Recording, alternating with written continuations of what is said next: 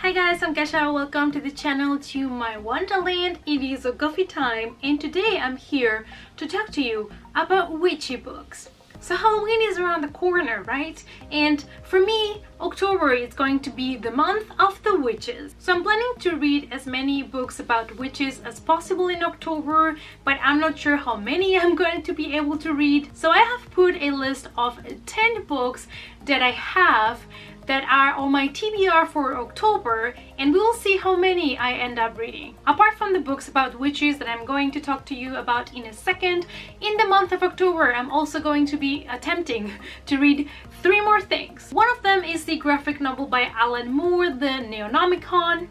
Then I'm going to read My Best Friend's Exorcism because it is about time. And I'm also going to be finishing the series of the Darren Shawn Chronicles. And now let's go to the list of books about witches. So I decided to make a list of 10 books that I have, so you know that I have access to them. And I kept the list to 10 even though it's a little bit unrealistic that I'm gonna get through all of them. But I did it for 2 reasons. One, because then I can give you more examples of books about witches that you can yourself pick up and read this Halloween. And 2, because I also have a little bit more options because we never know what kind of mood we're gonna be in. So at least I have a more wide variety of options when I go to pick the next book about witches.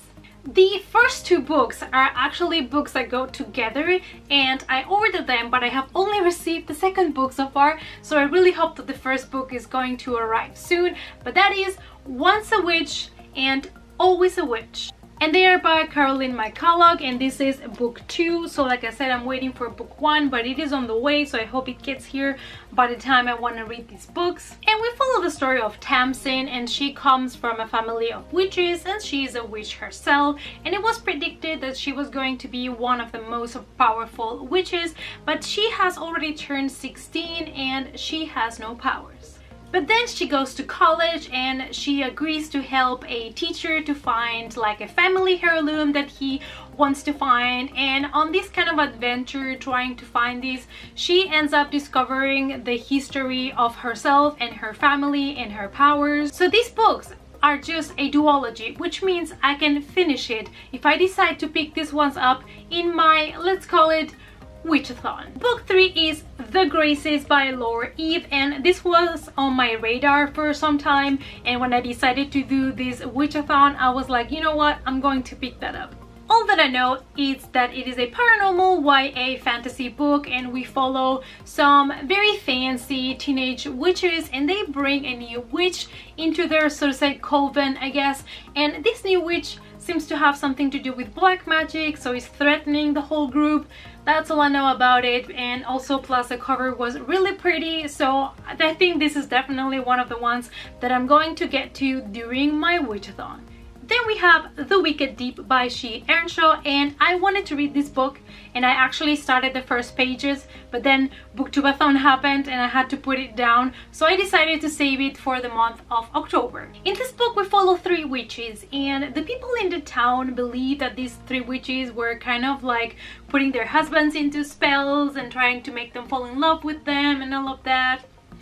Sounds a little bit fishy to me. So they decided to kill the witches, and so they drowned them in the sea. And now for a brief period of time every summer, these 3 witches come back one night and they take the bodies of some young women. The ones that are a little bit weaker, so they take over their bodies, and then they lure the men in the town into the water to drown them. So that is basically how they take revenge on the villagers, and I love this story, and it is about 3 witches, and I need to read this. And then we have Hocus Pocus and the all-new sequel. So basically, I believe everybody has watched the Disney movie, but we follow the Sanderson sisters, and they are being brought back to life by some kids, and then they have to figure out how to get rid of them again. So that's the basic story, and in this book apparently we get 3 new witches, which is very exciting. So on the cover we have the Sanderson sisters, but then on the back we have the new witches. And I don't know much about the plot of the new story, so I'm really excited about this book and see what they do with the new characters. It's going to be perfect for Halloween because I love to watch Hocus Pocus in the month of October, so now I can read this book and then rewatch the movie. Then we have Shadow of Night by Deborah Harkness, and this is book 2 on the All Souls trilogy and one of my newest obsessions. So this year I read A Discovery of Witches and I got obsessed with it, and so I decided to move on with the trilogy and I picked up book 2. These are kind of chunks of books, so I'm not really sure if I'm gonna be able to finish it during Witch-A-Thon, but I would really like to continue the story. I am currently listening to the audiobook of A Discovery of Witches just to refresh a little bit the story on my mind before I go into book 2. We basically follow the story of Diana, and she is a witch and she has two aunts are witches as well, and so she decides not to use her magic. She just wants to be as normal as possible. She doesn't want to use magic because she thinks her parents were killed because they were witches. So she decides to live a normal life and she goes to university and she is currently researching about alchemy, and on one of those trips that she goes to the library from the university, she finds a manuscript that seems to be locked. It has a spell on it, and she unlocks this spell and she's able to see what is in that document. After that event, a lot of mysterious people and creatures start to follow her around, and then shit gets real. And this trilogy contains not only witches but also werewolves, vampires, demons, and it's fantastic and I love it, and I really do hope that the second book doesn't disappoint me. Next we have The Bone Witch by Rin Chupeco.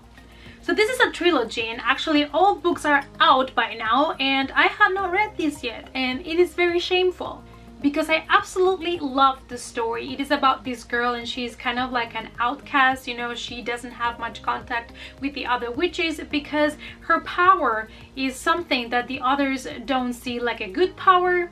Basically, she's a necromancer and she discovers that she has this power when she brings back her brother from the dead. And I love the fact that it's a witch, but we're talking about necromancy here. Like, this is totally down my alley, and it's definitely one of the books that I bought this year with more excitement to read. So I hope that I can read it also during the Witch-A-Thon. Then we have Born Wicked by Jessica Spotswood, and this is book 1 on the Cahill Witch Chronicles. This is one of the books I'm less excited about to read during October. It is about 3 sisters and they are magical, and then there is this guys called the brothers, and they believe that women that can perform magic are wicked and evil. So they basically think that women that have magical powers are being sent by the devil, and so this is the story of these sisters trying to protect each other. I mean, the story sounds nice, but from all of the ones that I have on my TBR pile for the month of October, like I said, this is one of the ones that I'm less excited about, but let me know down below if it's like really good and I should really get to it,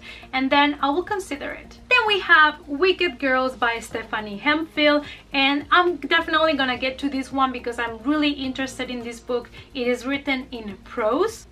So here you can see the inside of the book.